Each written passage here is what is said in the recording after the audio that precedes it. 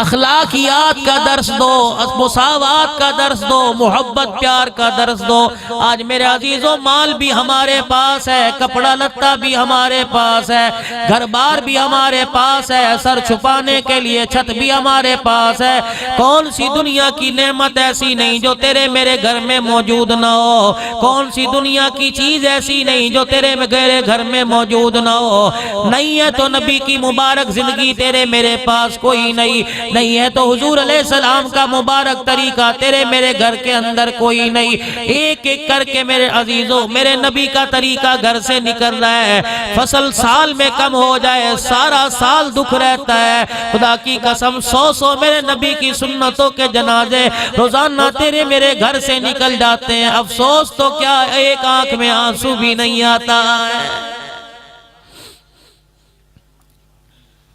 بلکہ دیندار طبقہ اپنی اولاد کی طرف دیکھ کے اب یہ کہنے لگ گیا کیا کروں میں مجبور ہوں، کیا کروں میں مجبور ہوں۔ رحمت تیرے دروازے پر آ کر بار بار پکارتی ہے، یا ایھا الذین آمنوا قوا انفسکم واہلیکم نارا۔ اے لوگو جو ایمان لائے ہو، اپنے جانوں کو اور اپنے اہل و عیال کو، اپنے بیوی بچوں کو، اپنے رشتہ داروں کو جہنم کی آگ سے بچا لو۔ قرآن کریم کہتا ہے کون سی جہنم کی آگ ہے؟ اللہ جل شانہ نے قرآن کریم میں اعلان کر دیا وقودھا الناس والحجارہ، جس کا ایندھن انسان اور پتھر بنا دیے جائیں گے۔ میرے عزیزو دنیا کی آگ، یہ آگ وہاں کی آگ کی کوئی مقابلہ نہیں کر سکتی۔ دنیا کی آگ میرے عزیزو وہاں کی آگ کی مثال نہیں دے سکتی۔ اللہ جل شانہ سے ہر وقت پناہ مانگا کرو۔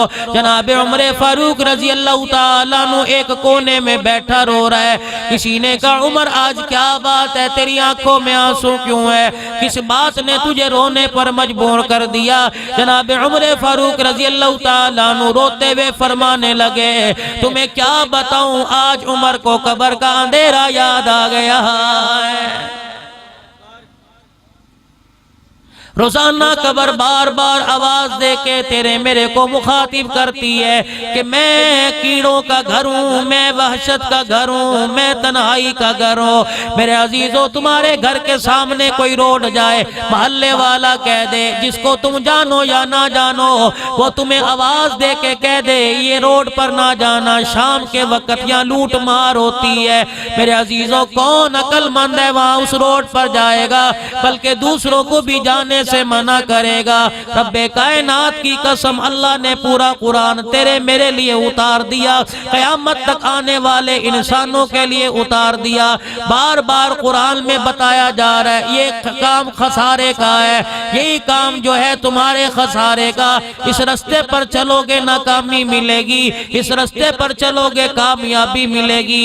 جو جان بوجھ کر اپنے آپ کو جہنم کا ایندھن بنائے، سوچنے سمجھنے کے بعد بھی عقل رکھنے کے بعد بھی جہنم میں جائے، میرے عزیزو پھر وہاں رب کی رحمت کیا کرے گی؟ بندہ وہاں کیا کرے گا؟ قیامت کا دن ہوگا میرے عزیزو، جب جہنم کی طرف جائیں گے، جہنم میں پھینکا جائے گا، اللہ اکبر پہلی آواز لگے گی الم یاتکم نذیر۔ آج اتنے حسن و جمال والے، آج ایسے قد و قامت والے، دنیا میں ایسی عالی شان مکان والے، آج تم جہنم کا ایندھن کیوں بن گئے؟ کیا تمہیں کوئی ڈرانے والا نہیں آیا؟ کیا تمہیں سمجھانے والا نہیں آیا؟ کیا تمہیں نیکی کے رستے پر ڈالنے والا نہیں آیا؟ کیا تمہیں برائی سے منع کرنے والا نہیں آیا؟ آواز دے کے کہیں گے قالوا لو كنا نسمع او نعقل ما كنا فی اصحاب السعیر۔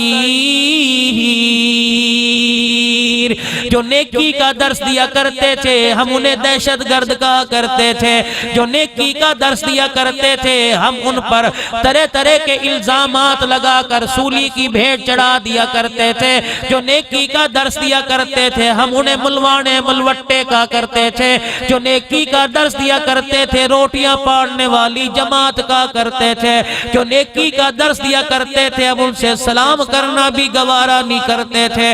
جو نیکی کا درس دیا کرتے تھے، ہم سال کے اندر اپنے عشر میں سے 1 من گندم دینا ان پر احسان سمجھا کرتے تھے۔ اللہ غنی، جب کوئی شادی بیاہ کا موقع آتا، ہم ایسے لوگوں کو اپنے گھر میں گھسنے نہیں دیا کرتے تھے۔ میرے عزیزوں، آج دیکھ لو بستی بڈن میں کوئی شادی کا پروگرام آ جائے، مانے ہمدانی میں کوئی خوشی کا پروگرام آ جائے، امیروں کے بیٹے کو ترجیح دو گے، رئیسوں کے بیٹے کو ترجیح دو گے، اپنے خاندان والے کو کے بیٹوں کو ترجیح دو گے۔ کوئی قرآن پڑھنے والا طالب علم تمہارے پاس آ کے بیٹھ جائے، فوراً جھڑکی دے کے کہو گے یہاں کیوں بیٹھا، وہاں چلا جا۔ میرے عزیزو، یہ تم طالب علم کی توہین نہیں کر رہے بلکہ خدا کے قرآن کی بے عزتی کر رہے ہو۔ مشاہدے کی بات ہے، روز مرہ کی بات ہے، کوئی مولوی صاحب تمہارے پاس آ کے بیٹھ جائے، فوراً دیکھ کے کہو گے چاولوں کی خوشبو آ گئی، روٹی کھانے آ گیا، کھانے کی خوشبو آ گئی، روٹی کھانے آ گیا۔ اللہ پاک کی قسم، کل قیامت کے دن ان پھٹے کپڑے والوں کا، ان کچے جھونپڑے میں رہنے والوں کا، ٹوٹی جوتیاں پہننے والوں کا مقام دیکھ لینا۔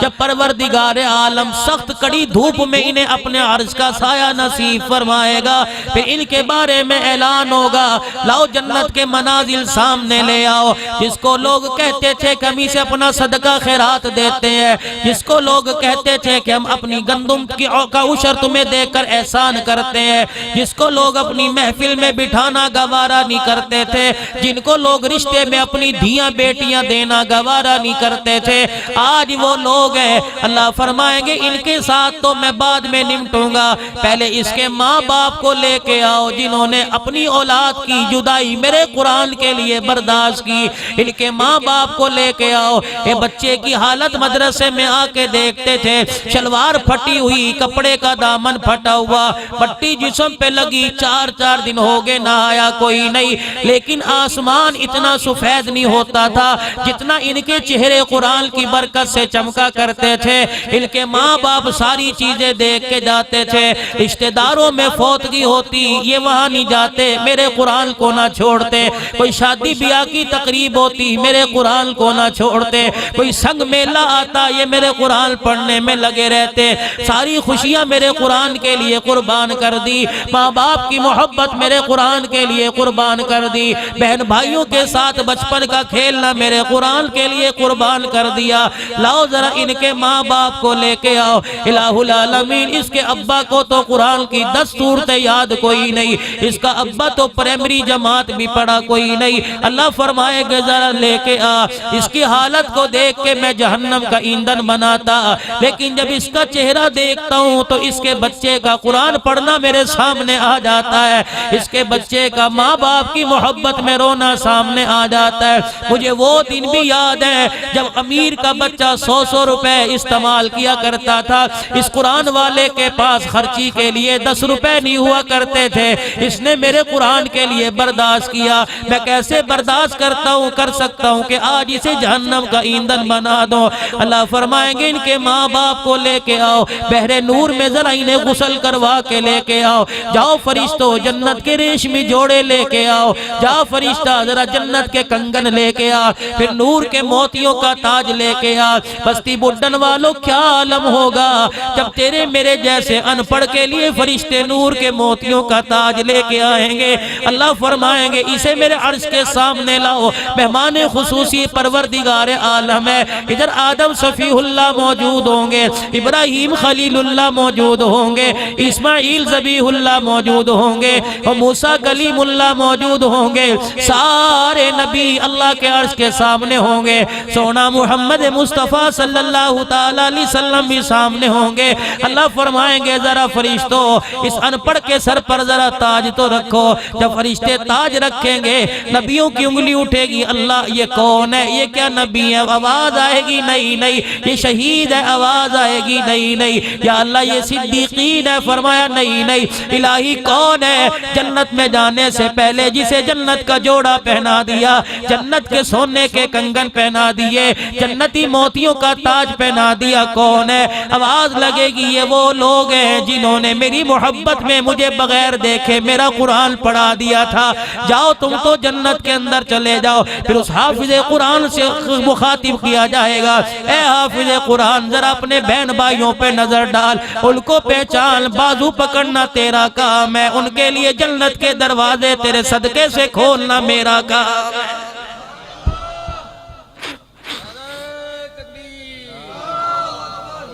اللہ پھر میرے عزیزو اسی بچے کو جس کو پگڑی باندھنے کا ڈھنگ نہیں آتا، کہاں اس کا رومال، کہاں اس کی چادر، شلوار کا ایک کونا کہاں، دوسرا اس کا کونا کہاں۔ میرے عزیزو تیرا بچہ سکول پڑھنے جائے، اماں رات کو کپڑے استری کر کے رکھ دیتی ہے۔ میرے عزیزو یا استری تو بہت دور کی بات ہے، 8 دن بعد دھونے کے لیے جنہیں صابن ملتا ہے۔ اللہ غنی، تیرا بچہ سکول پڑھے، اماں نیچے نہیں سونے دیتی بلکہ سینے کے اوپر سلاتی ہے۔